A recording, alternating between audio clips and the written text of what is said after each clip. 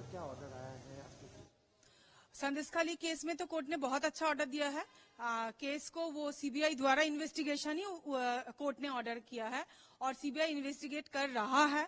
बहुत कोई कल्प्रिट सामने भी आ चुके हैं और उसके बाद से मेरे ऊपर हमला किया जा रहा है टीएमसी गवर्नमेंट के द्वारा।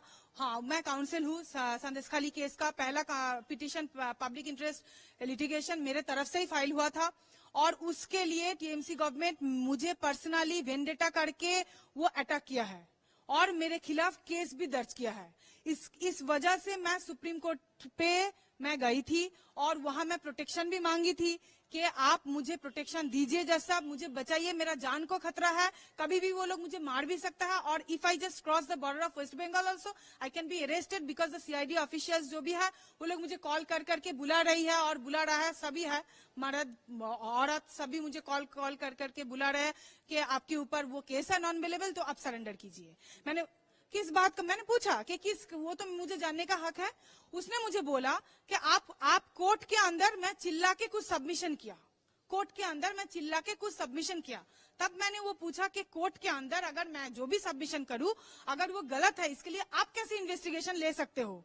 वो विधाननगर में डीडी डिपार्टमेंट में है, मैं नाम नहीं ले रही हूँ उस ऑफिसर का, वो एक औरत मतलब वो ड्यूटी बाउंड ऑफिसर, उसने मुझे कॉल किया और यहाँ सीआईडी से भी मुझे कॉल आया, DD department, detective department, CID सभी जगह से उन्होंने लोग इकट्ठा किया मेरे खिलाफ टीएमसी गवर्नमेंट ने। और ये सब किया यहाँ का हाईकोर्ट का पीपी ऑफिस से पूरा का पूरा सब कुछ कंट्रोल करके मेरे खिलाफ ये सब जितना भी है किया, क्योंकि मैं अपोजिशन पार्टी करती हूँ। मैं बीजेपी से लीगल सेल का मेंबर हूँ, इसलिए किया क्योंकि वो रूलिंग पार्टी है।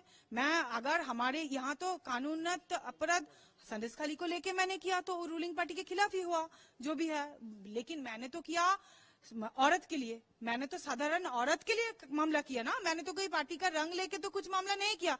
हो सकता है ये तो मेरा पर्सनल चीज है कि मैं कौन सा पार्टी को वोट दूं और कौन सा पार्टी का आइडेंटिटी में रखूं, ये तो हमारा संवैधानिक हक बनता है।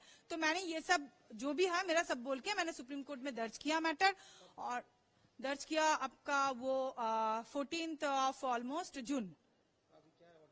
ऑर्डर सुप्रीम कोर्ट ने मुझे बोला है वो कि आप हाईकोर्ट अप्रोच कीजिए, हाईकोर्ट से आपको प्रोटेक्शन मिलेगी।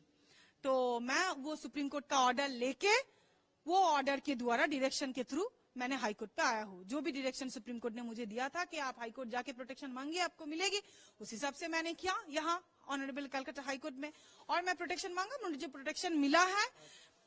कल को मिला है। ऑर्डर अभी तक अपलोड नहीं हुई है क्योंकि वो कुछ हमारा ऑर्डर अपलोड होने में बहुत सारे, वो बहुत बिजी बेंच है जो भी है बेंच, तो इतना मैटर 100 मैटर, तो वो ऑर्डर अपलोड होने में थोड़ा वक्त लगती है। अभी तक ऑर्डर अपलोड नहीं हुआ है। तो यहाँ हमारा जो भी 226 का बेंच है, कॉन्स्टिट्यूशनल बेंच, उन्होंने मुझे वो प्रोटेक्शन दिया और मैंने क्वेश्चनिंग मांगा क्योंकि मेरे खिलाफ फॉल्स केस दर्ज किया गया है क्योंकि मैं अपोजिशन पार्टी से हूँ, इस वजह से मेरे खिलाफ फॉल्स केस किया है। फॉल्स केस किया है टीएमसी का एक गुण के द्वारा, टीएमसी का एक हुलिगन, मैं नाम सॉरी नहीं लूंगी, मतलब already I could have spoken the name also. He is actually sitting in Bangladesh, वो बांग्लादेश पे रहता है, वो 20 साल से बांग्लादेश में ही रहता है। वो ऑर्गन ट्रांसप्लांटेशन जो भी है वो बिजनेस होता है ना, वो बिजनेस करता है इलीगल, वहां से वो सब कुछ ऑपरेट करता है, वहां से पैसा कमाता है और यहाँ पैसा भरता है ये गवर्नमेंट को जो भी है।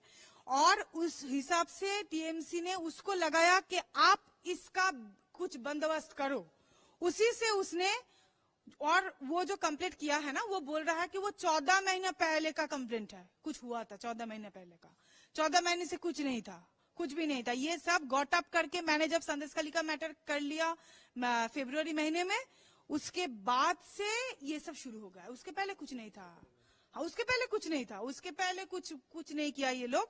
जब से इसको पता चल गया कि हाँ मैंने ये मैटर किया है, मतलब मेरा कुछ पॉलिटिकल आइडेंटिटी है, जब इसको पता चल गया ऑलरेडी, तब से वो उसी को लगाकर मेरे खिलाफ वहां से, मतलब बांग्लादेश में बैठे बैठे वो ईमेल लिख रहा है, वो अभी तक आया भी नहीं यहाँ।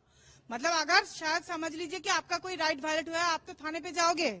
यहाँ तो एफआईआर कॉपी मैंने अटैच किया हूँ ये कोर्ट में, सुप्रीम कोर्ट में भी मैं अटैच की थी, यहाँ भी मैं अटैच कर चुकी हूँ ऑलरेडी। और ये बहुत वेल ड्राफ्टेड एफआईआर है। हमारा सुप्रीम कोर्ट का बहुत सारा गाइडलाइंस है, एसके महमूद से लेकर बहुत ही देवी, मतलब बहुत सारे जजमेंट्स भी है। वो उसमें जो बोलता है कि जब एक्यूज ठान ले लेगा कि इसको हम फंसाएंगे, तो वो अच्छे तरह से ड्राफ्ट करके पिटिशन बनाएंगे। बहुत गंदे तरीके से उसने किया ताकि मुझे जेल वो भिजवा सके। मतलब टीएमसी गवर्नमेंट का यही चाल था कि ये अभी उठ रही है, मतलब the flower which is blossoming, you just then pluck it up. क्योंकि तब जब आप प्लक इट अप कर देते हो, तब तो वो फिर से ब्लॉसम नहीं कर पाएगा ना। तो उस हिसाब से कि कोई अगर कुछ खिलाफ बोल रहे हैं, अगर उसके अंदर पोटेंशियल है, या अगर हमारे लिए थ्रेट है, थ्रेट लगा उनको ना, तभी उन्होंने ऐसा किया, नहीं तो फिर क्यों करते। तो इस वजह से उसने किया डेफिनेटली। मेरा जान को कभी भी कुछ भी हो सकता है, मैंने इसलिए सीआईए से प्रोटेक्शन भी मांगा कोर्ट से। वो अभी कोर्ट अभी मैटर सुन रहे हैं, फिलहाल मुझे प्रोटेक्शन दे दिया। अभी मैटर जज साहब ने मांगा है सीडी को कि जो भी है केस डायरी तुम लाके दो, मेरे पास लाओ, और जज साहब ये सब देखेंगे। मैंने तो डेफिनेटली मांगी हूँ सीआईए से, I need protection, otherwise how will I do for the society. अगर मुझे प्रोटेक्शन नहीं मिलेगा तो फिर मैं काम भी तो नहीं कर पाऊंगी अच्छे से। मैं एक करूंगी और वो मुझे 2 गोली मार देगा, मैं एक काम करूंगी 2 गोली मार देगा, तब हम कहाँ जाएंगे। हमारे भी तो लाइफ है, फैमिली है, हमारा बुढ़े माँ बाप को भी मतलब इतना परेशान कर रहे हैं वो लोग। मैंने ये सब कुछ बोला सुप्रीम कोर्ट में जाके कि जज साहब ऐसा अगर होगा, मैं तो इस देश का ही बेटी हूँ, देश का ही सिटीजन हूँ, तो अगर ऐसा होगा, ऐसा तो नहीं है कि वेस्ट बंगाल देश के बाहर है, देश के अंदर ही तो है। तो ये तो हमारा हक भी बनता है ना कि जो भी है औरत के तौर पे या सिटीजन के तौर पे, अगर हमारा आर्टिकल 15 भी देखा जाए, आर्टिकल 21 भी देखा जाए, उसके हिसाब से तो हमें मिलना चाहिए प्रोटेक्शन डेफिनेटली।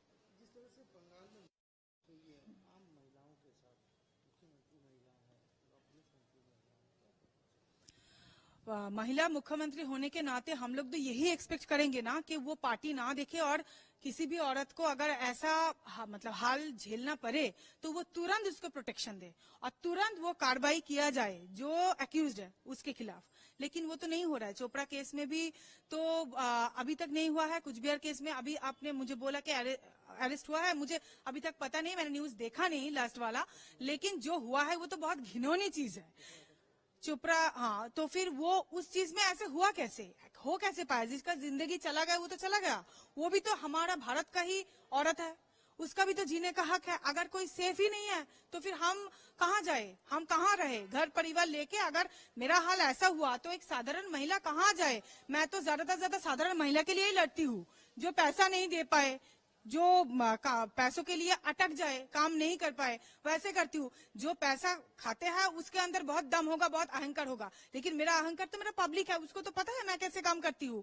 इसीलिए मैंने सभी के लिए मैं खड़ी होती हूँ।